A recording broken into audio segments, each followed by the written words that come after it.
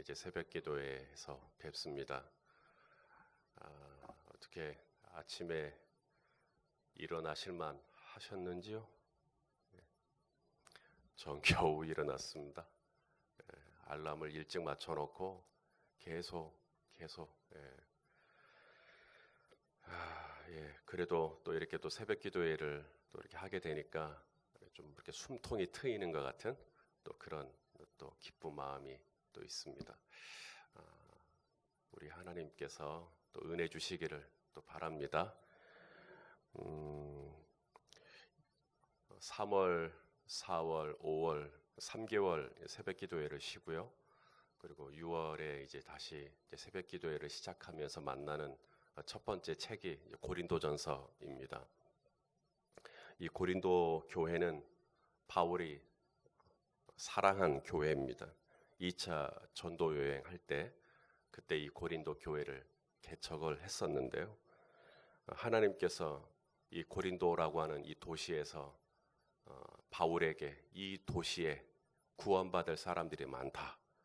구원받을 사람들이 많다. 그 말씀 한마디에 교회를 개척하게 됩니다. 사도행전 18장 9절하고 10절인데요. 한번 읽어 보실까요? 사도행전 18장 9절하고 10절입니다.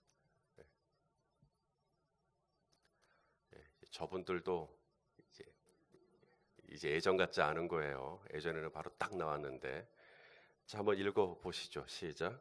밤에 주께서 환상 가운데 바울에게 말씀하시되 두려워하지 말며 침묵하지 말고 말하라. 내가 너와 함께 있음에 어떤 사람도 너를 대적하여 해롭게 할 자가 없을 것이니 이는 이 성중에 내 백성이 많음이라 하시더라. 사실 이 고린도라고 하는 곳에 와서 회당에 들어가 말씀을 전했을 때 유대인들이 아주 격렬하게 저항을 했었습니다. 그래서 바울이 먼지를 떨어버리고 내가 고린도 말고 내 딴 데 갈 데가 없는 줄 아느냐, 그리고 떠날라 그랬었어요. 그런데 하나님이 밤에 이 환상을 주시면서 이 도시에 구원받을 사람들이 많다, 내 백성이 많다. 그래서 짐을 다 쌌다가 다 풉니다. 그리고 이제 고린도라고 하는 도시에서 교회를 개척을 하고 1년 6개월을 고린도 교회에서 목회를 이제 하는, 그래서 바울이 참 사랑한 교회입니다. 당시 고린도라고 하는 도시의 인구가 50만에서 60만이었는데 바울이 교회를 개척하고 가장 많이 부흥할 때는 2만 5천에서 3만 명까지 부흥했다고 했으니까 엄청난 비율을 이야기하고 있습니다. 그렇게 고린도 교회가 잘 부흥이 되니까 바울은 이제 고린도 교회를 떠납니다. 이제는 자립할 수 있게 됐으니까 고린도 교회를 떠나 이제 또 다른 지역으로 전도를 하기 위하여 가게 되었는데요. 바울이 그렇게 떠나고 난 다음에 고린도 교회가 어떻게 되었을까? 계속해서 평안하고 부흥하고 성장하고 그러면 참 좋겠는데, 바울이 떠나고 난 다음에 이제 교회 안에 이제 시끄러워지기 시작했습니다. 그래서 고린도 전서는요, 고린도 교회 안에 일어난 여러 문제와 갈등들에 대해서 사도 바울이 답변을 해주는 서신입니다. Q&A라고 하죠. Question and Answer. 그래서 묻고 답하고 형식이 고린도전서예요. 그래서 고린도전서 1장부터 4장까지는 이제 고린도 교회 안에 만연되어 있는 분열에 대한 질문입니다. 답변입니다. 이 분열을 어떻게 하면 좋겠습니까? 그러니까 이제 바울이 이제 대답을 하는 건데, 바울의 대답은 이렇게 이야기합니다. 너희 가운데 분열이 있느냐? 그건 너희가 어린아이라는 증거다. 이렇게 이야기를 합니다.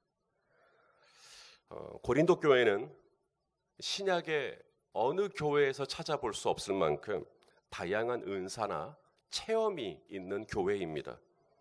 그런데 바울은 그런 은사나 다양한 체험이 교회의 성숙과 성도의 성장을 의미하는 게 아니다.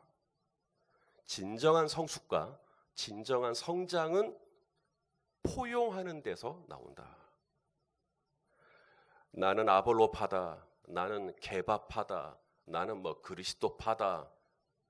그렇게 갈라졌다라는 것은 너희 교회가 성장한 성숙한 교회라는 뜻이 아니라 너희 교회가 그만큼 어린 아이라는 뜻이다. 이렇게 바울이 답변을 하게 됩니다. 자, 1장부터 4장까지 봤죠. 이제 오늘 우리가 읽은 본문 5장입니다. 이 5장의 질문은 뭐냐면 이제 교회 안에 음행하는 사람들이 있어요. 음행하는 사람들이 있다는 거예요. 이 고린도라고 하는 도시는요, 음란한 도시입니다. 신약의 라스베가스라고 하는 별명을 가진 헬라 시대에 가장 상업적으로 뛰어났던, 돈이 가장 많았던 도시였어요. 환락의 도시, 쾌락의 도시였습니다. 그 음란한 문화가 이제 교회 안에 그대로 들어오는 것이죠. 이에 대해서 어떻게 하면 좋겠습니까? 그러니까 이제 바울이 5장에서 이제 답변을 하는 것인데, 한마디로 말하면 그 형제를 치리하라라는 것이었어요. 단호하게 잘라내라 라고 하는 것이 바울의 답변입니다. 그리고 6장, 이제 내일 보게 되겠지만 6장은 성도 간에 이제 갈등이 생겼는데 성도들이 서로 싸우다가 이 문제를 세상 법정으로 가져가는 겁니다. 이 문제는 어떻게 하면 좋겠습니까? 이제 바울이 또 답을 또 주는 겁니다. 7장은 결혼의 문제입니다. 결혼 어떻게 해야 합니까? 8장은 우상 숭배에 쓰인 고기를 먹어도 됩니까? 안 됩니까? 또 9장은 사도적 권리에 대한 이야기입니다. 10장은 우상 숭배에 대한 이야기고요. 11장은 교회의 질서에 대한 질문입니다. 그리고 12장부터 14장까지는 그 유명한 13장이 이제 사랑장이고 14장이 예언의 장이고 12장은 방언의 장입니다. 그러니까 교회 안에 은사와 예배의 질서를 어떻게 하면 좋습니까? 이제 요에게 대한 답변이 나옵니다. 15장은 예수 그리스도의 부활에 대한 질문이고요. 16장은 헌금에 대한 질문입니다. 이렇게 교회 안에서 우리가 신앙생활 하다가 만날 수 있는 다양한 질문들이 있는데 그 질문들에 대한 답변이 바로 고린도 전서에 있습니다. 그래서 이 6월 달에 고린도 전서를 잘 묵상을 하시면 교회 안에서 신앙생활 할 때 만날 수 있는 다양한 문제들에 대한 지혜를 얻으실 수가 있으실 거예요. 자, 오늘 본문으로 이제 돌아가겠습니다. 교회 안에 음행을 저지른 형제가 있다. 어떤 음행을 저질렀다고 오늘 말씀합니까? 자, 아주 참담한 음행인데요. 1절 말씀입니다. 우리 한번 읽어 보겠습니다. 1절 시작. 너희 중에 심지어 음행이 있다 함을 들으니 그런 음행은 이방인 중에서도 없는 것이라. 누가 그 아버지의 아내를 취하였다 하는도다. 누가 아버지의 아내 취하였다고요? 아들입니다. 아들이 엄마하고 상간을 했다라는 거예요. 이방인에서도 내가 이런 얘기 들어본 적이 없다. 아주 참담한 심정입니다. 여기서 심각한 게 있는데요. 심각한 게 있는데 이게 1절이 시작될 때 너희 중에 그랬죠. 이게 교회 바깥에 있는 사람이 그렇게 한 게 아니고요. 너희 중에라는 말은 이미 교회 안에 들어와 있는 겁니다. 그 형제가. 이 크리스찬 가운데, 성도 가운데 지금 이런 사람이 있다. 어쩌면 그분은 교회 안에 찬양대에서 찬양을 했을 수도 있고요. 교회 학교에서 교사를 했을 수도 있고요. 혹은 주방에서 혹은 주차 봉사를 했을 수도 있고요. 이처럼 교회 안에 크고 작은 사역을 맡았던 형제일 수 있다는 거죠. 근데 그 형제가 바로 이 세상에서 이렇게 음란한 행위를 했다라는 겁니다. 또 하나 심각한 것은요. 그런 형제가 그렇게 음행을 저질렀는데 교회가 이 일에 대해서 별로 그렇게 그냥 뭐 그럴 수도 있지 이런 분위기인 거예요. 이게 또 바울을 또 화나게 했던 겁니다. 자, 2절 말씀을 좀 볼까요? 2절을 한번 또 읽겠습니다. 시작. 그리하고도 너희가 오히려 교만하여져서 어찌하여 통하니 여기지 아니하고 그 일 행한 자를 너희 중에서 쫓아내지 아니하였느냐. 그러므로 교회가 해야 할 일이 뭐라는 거예요? 그런 음행을 저지른 형제를 아니 뭐 그럴 수도 있지라고 내버려 두는 게 아니라 그 형제를 단호하게 쫓아내라 그랬죠. 쫓아내라. 또 오늘 본문이 끝나는 13절에도 보면 너희 중에 내쫓아라 이렇게 말씀하고 있습니다. 원어로 보면 이게 cut, 잘라내라라는 얘기입니다. 잘라내라. 출교를 시키라는 얘기예요. 절대 공동체 안에 있게 하지 말라라는 것입니다. 성도 여러분, 교회가 가지고 있는 권한 중에 하나가 치리권이 있어요. 치리권. 총회 헌법에서도 예수 그리스도께서 교회에 위임한 권위로 범죄한 교인에 대하여 당회가 치리권을 갖도록 명시해놨습니다. 교회법에 규정된, 그래서 당회가 치리할 수 있는 경우가 약 15가지 정도가 되는데 그 중에서 몇 가지만 제가 읽어드리면, 첫째는 성경상의 계명에 대한 중대한 위반 행위입니다. 지금 고린도 교회 바로 이런 경우죠. 바로 이런 경우 10계명 중에 7번째 계명이 이제 음행에 대한 이야기인데, 그런 경우에는 치리를 할 수 있어요. 출교를 시킬 수도 있습니다. 출교는 교회가 할 수 있는 가장 마지막에 할 수 있는 가장 엄중한 그런 처벌입니다. 그 외에도 예배를 방해한다든지 이단적 행위를 한다든지 허위 사실을 유포하고 교인이나 또는 직원의 명예를 훼손시킨다든지 치리를 받을 수 있습니다. 저는 뒷담화는 할 수 있다고 생각해요. 누구나 다 우리 한국인의 뒷담화 심리학이 있기 때문에 뒷담화는 할 수 있는데요. 거짓 사실을 유포하는 것은 치리의 이유가 될 수가 있어요. 재직회나 공동의회 석상에서 폭언을 하거나 폭행을 하거나 상해를 일으키거나 재물상의 손괴를 일으켰을 때도 치리를 할 수 있다고 명시를 해놨습니다. 교회는 왜 이런 치리권을 갖는가? 교회가 치리권을 갖는 이유가 두 가지가 있는데, 첫째는 예수님께서 치리권을 가지라고 말씀하셨어요. 자, 마태복음 18장 15절에서 17절입니다. 마태복음 18장 15절에서 17절 한번 읽어보겠습니다. 시작. 내 형제가 죄를 범하거든 가서 너와 그 사람과만 상대하여 권고하라. 만일 들으면 내가 내 형제를 얻은 것이요, 만일 듣지 않거든 한두 사람을 데리고 가서 두세 증인의 입으로 말마다 확증하게 하라. 만일 그들의 말도 듣지 않거든 교회의 말하고 교회의 말도 듣지 않거든 이방인과 세리와 같이 여기라. 형제가 잘못하면 먼저는 내가 그 형제의 잘못을 알고 있으니까 내가 개인적으로 가서 권고를 합니다. 형제님 그러지 마세요. 근데 말 안 들어요.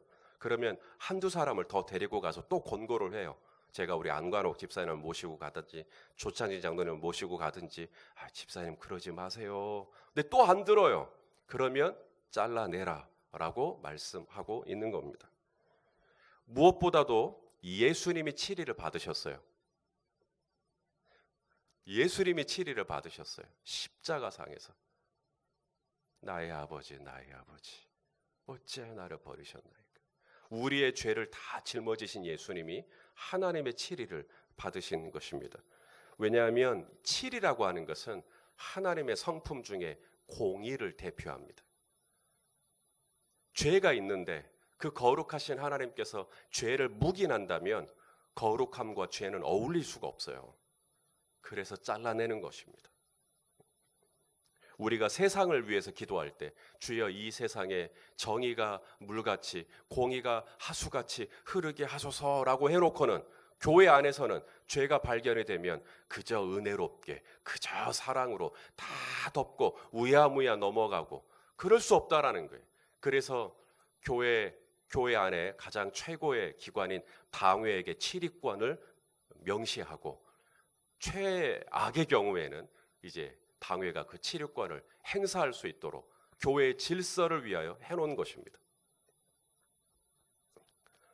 자, 오늘 바울은 두 가지 이유로 음행한 형제를 치리하라라고 말을 합니다. 첫 번째 이유가 뭐냐면 그 잘못한 형제를 치리하면 그 형제의 영혼을 구원할 수 있다. 이게 바울의 이야기입니다. 자, 오늘 본문 4절과 5절 말씀입니다. 한번 읽어보겠습니다. 시작. 주 예수의 이름으로 너희가 내 영과 함께 모여서 우리 주 예수의 능력으로 이런 자를 사탄에게 내주었으니 이는 육신은 멸하고 영은 주 예수의 날에 구원을 받게 하려 함이라. 사탄에게 내주었다. 이게 이제 출교를 한 겁니다. 교회 밖으로, 공동체 밖으로 잘라내는 것인데 왜 그렇게 하는가? 그렇게 하면 영혼은 구원을 얻을 거다. 무슨 말이냐면 그 형제가 회개할 것을 기대하고 있는 거예요. 아, 내가 이렇게 하는 게 잘못한 거였구나. 그걸 깨닫고 하나님 앞에 돌아올 것을 기대하면서 이제 말하자면 7일을 해라. 정말 고통스러운 일이죠. 당하는 형제도 고통스럽고 또 그걸 집행하는 교회도 고통스럽고, 하지만 바울은 그 고통이 그 형제로 하여금 구원에 이르는 회개에 이르게 할 것이니까 7일을 하라라고 말씀하고 있는 것입니다. 두 번째, 왜 7일을 또 해야 하냐면 그것이 공동체의 건강성을 위해서 해야 한다는 거예요. 교회의 건강성을. 만일 그러한 범죄한 형제를 내버려 두면 어떻게 된다는 거예요? 교회 안에 아직은 믿음이 성숙하지 못한 많은 형제 자매들이 보고 영향을 받아요. 아, 저렇게 해도 된갑다. 아, 저렇게 살아도 되는가 보다.